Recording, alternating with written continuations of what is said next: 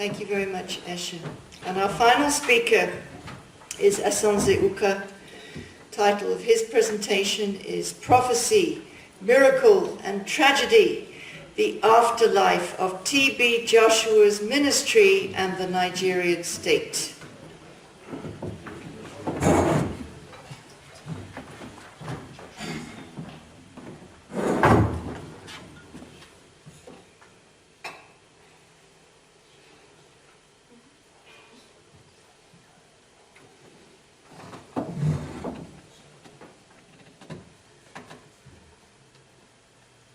Now we're back to T.B. Joshua. Right.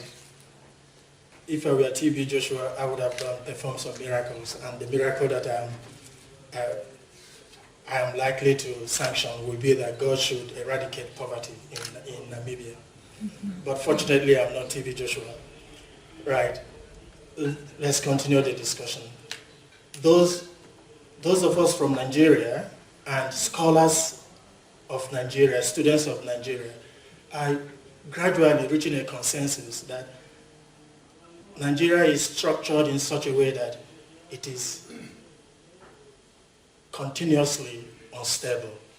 And this is a thesis, and the thesis is the inevitability of instability, that Nigeria cannot not be unstable. It is designed foundationally that it will always have religious upheaval.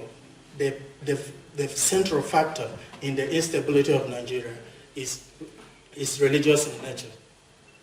And at no time that this has surged to the surface than between 1999 and now, when Nigeria returned to civilian government. This is the time that we've had the expansion of Sharia legal system, penal code in northern Nigeria, with all the upheavals that caused.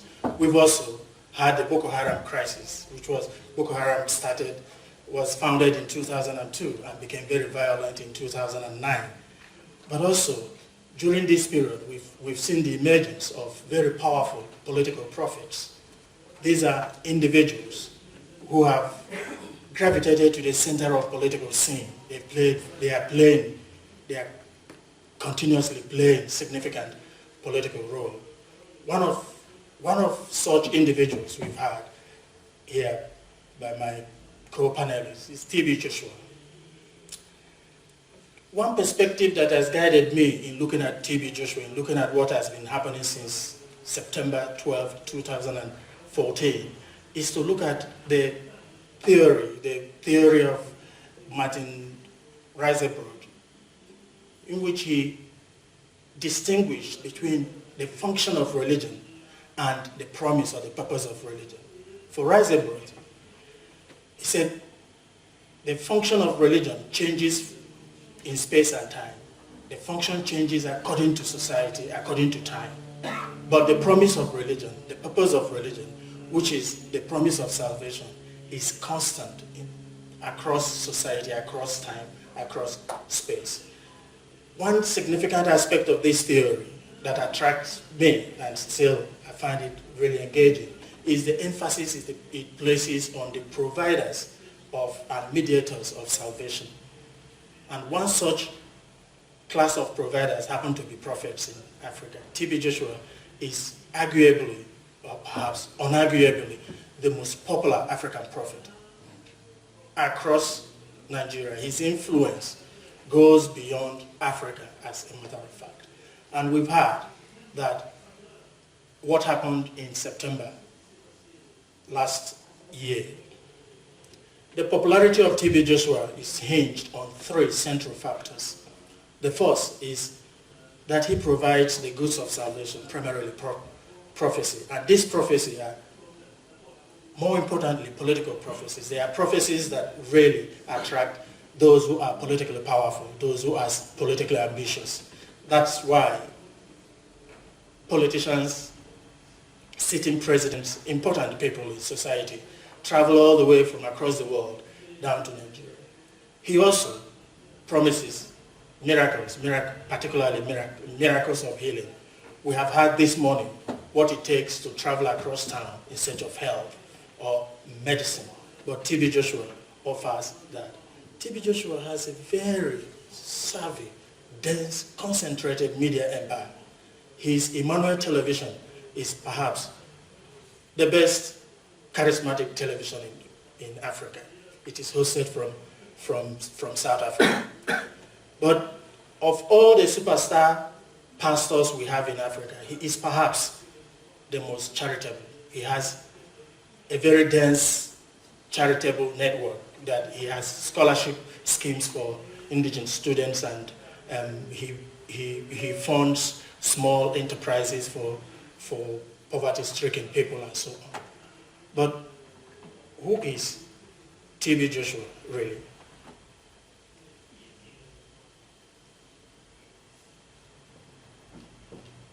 The simple answer is that he's a very handsome young man. He's also attractive, honestly. And perhaps this is part of his attraction, but I'm not interested in that. We really know very little about TB Joshua. His strongest instrument is secrecy. He sanitizes information about himself. He controls what anybody wants to know about him. But what we know is what he wants us to know.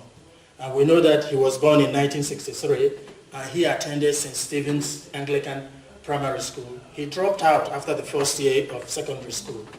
Then he simply vanished from reckoning. It was simply like the gospel stories of Jesus. We have the birth, the nativity, and thereafter we had nothing for so long, up until 1987, when he founded the Synagogue Church of All Nations. So TB Joshua is popular, he's powerful, but he's also controversial. He's the most controversial pastor. He's the most controversial religious actor in Africa.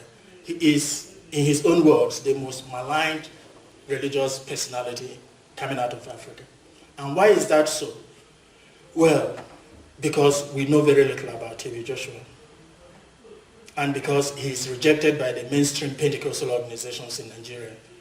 Now he's gone into overdrive to establish his credentials, his religious credentials. And these credentials are really important. They are important in the way in which TB Joshua envisages his actions, and then relative to the state, to say that he is beyond the control, he is beyond the monitoring of the state. We know, as I've said, that he came from an Anglican church, but he says that 3 times he was the chairman of Children's Harvest Committee, Thanksgiving ceremony, and this was when he was in primary school. And he belonged to Students' Christian Fellowship during my primary school days at St. Stephen's Primary School. By the way, I am very sure that the Nigerians here will confirm that this particular association did not exist in primary school. They only existed in tertiary institutions and so on. But TB Joshua is actually trying to establish his mainstream identity, that he belonged to mainstream Christian organization. So on. And he concedes that he didn't go to any Bible training, but in order to compensate that, he taught his teachers and colleagues scriptures. The question is, how did he know the scriptures he was teaching them? But it's interesting to see that he says, in my dreams, I was always taught the scriptures. This harks back to Elijah when he was fed by ravens while he slept. How has Joshua constructed his authority? He said in 1986, he fasted for 40 days and 40 nights, just like Jesus fasted for 40 days and 40 nights, just at the beginning of his ministry. At the end of these 40 days and 40 nights, he went into trance. This is significant. We don't know why he was fasting. There was no indication as the purpose of the fasting. But going into trance is closer to African indigenous religious practices than to Christianity, indeed.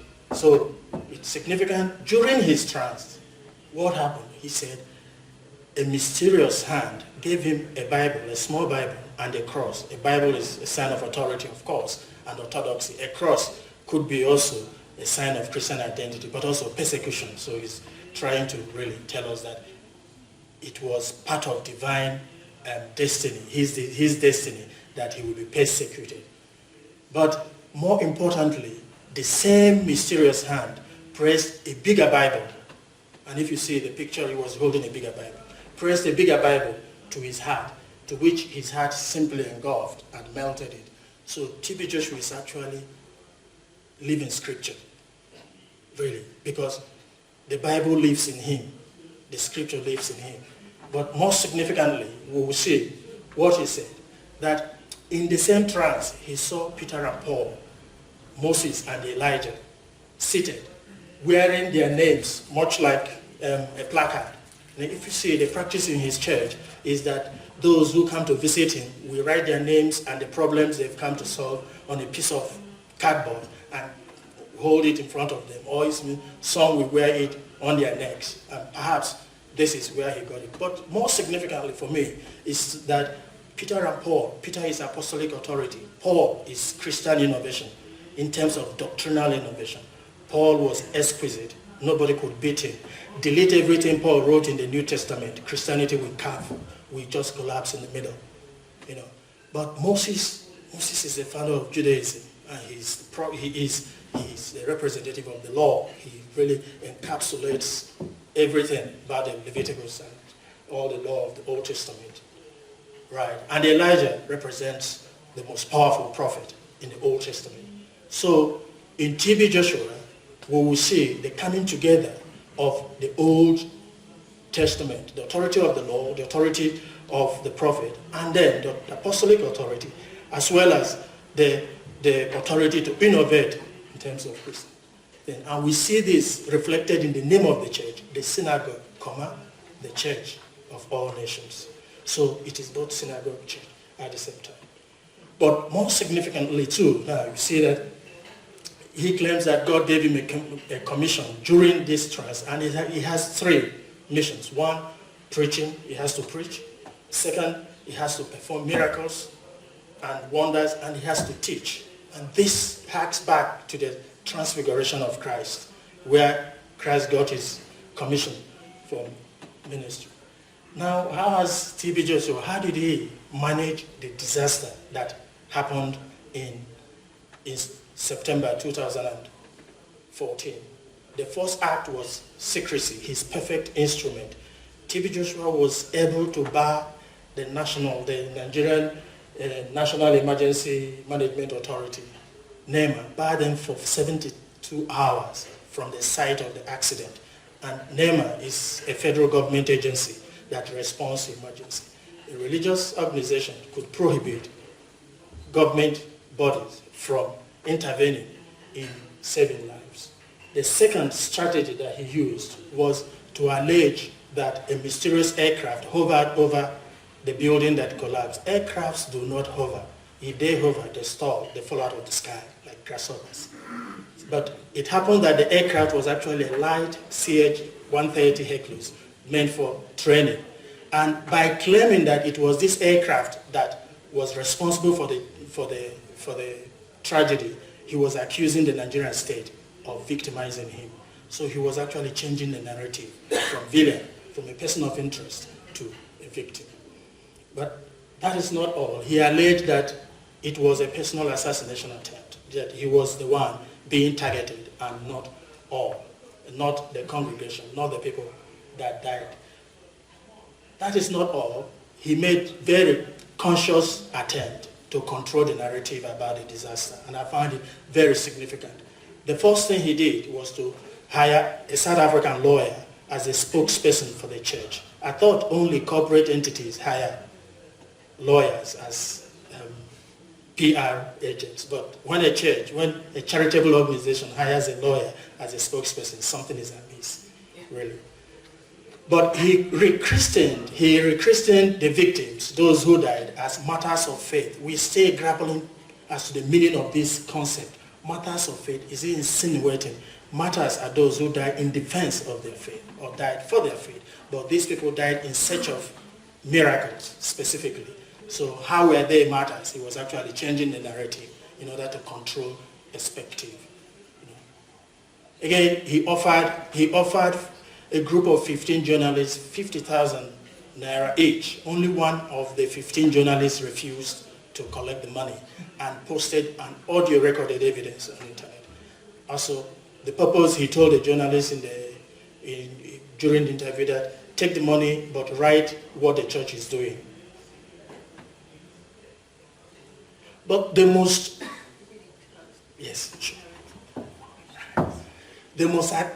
atypical attempt of TB Joshua was really to threaten people, to use spiritual intimidation, if I may call it that way.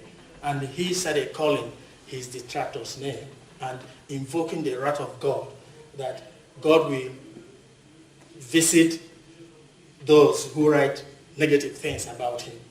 And if we look at how that panned out, we can't understand this. We can't understand this except we really go back to African traditional religious beliefs in which words have power. So you could bless, you could curse. Particularly spiritually imbued individuals have the power to curse or to bless individuals.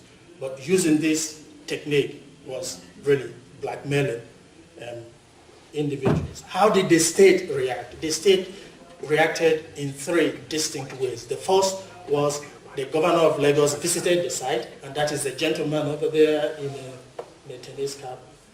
And it was his intervention that allowed TB Joshua to allow Neymar to to access the site. Well, he went there to assess the damage. But what happened was, after the visit, the Commissioner for Physical Planning in Lagos came up and said two things. One was that there was no official permit for the building that collapsed. Second, the building was originally a two-story building. It was illegally raised to 6. The question is, how is it that the state didn't know, didn't monitor, didn't find out until there was a disaster, that it has been illegally raised? Now, the second attempt was the president visited the place a week and 2 days after the event. We know that in April last year, when nearly 300 girls were kidnapped, were abducted in Chibok, the president didn't go there for 7-8 months. But 9 days after the event, Goodluck Jonathan was at TB Joshua. But he went ostensibly to express his condolences to the family, but also for diplomatic reasons. Then the Lagos state government instituted an inquest and to investigate into the matter. But TB Joshua instituted a counter litigation, a suit, to prevent the inquest from sitting. And we wanted to get the inquest to quash the Ikeja High Court to quash the proceedings of the inquest, but it didn't work. The verdict was just it wasn't necessary. Now, managing religion in plural societies is one of the functions of the state. And Brian Turner has actually identified 2 strategies contemporary states will use to managing religion. One is upgrading religion, sponsoring religious programs, and the second is enclavement, trying to build some kind of social closures around religious groups. But there is a third in which he didn't really figure, and we heard about it yesterday, which was co-optation. That co-optation is a strategy of managing religion, and this is what many African states adopt. They co-opt religious organizations in managing that. Now, the afterlife of TB Joshua, is he going to die or whatever? He's actually more powerful now because the whole psychology and dynamics of failed prophecy is there, that when prophecy fails, believers intensify their beliefs, and he has more brand visibility than prior to the event. And he did this by changing the narratives, by controlling it. And also, the significance of TB Joshua's action is actually to demonstrate the limitations of the law relative to powerful religious actors. Thank you. All right, thank you.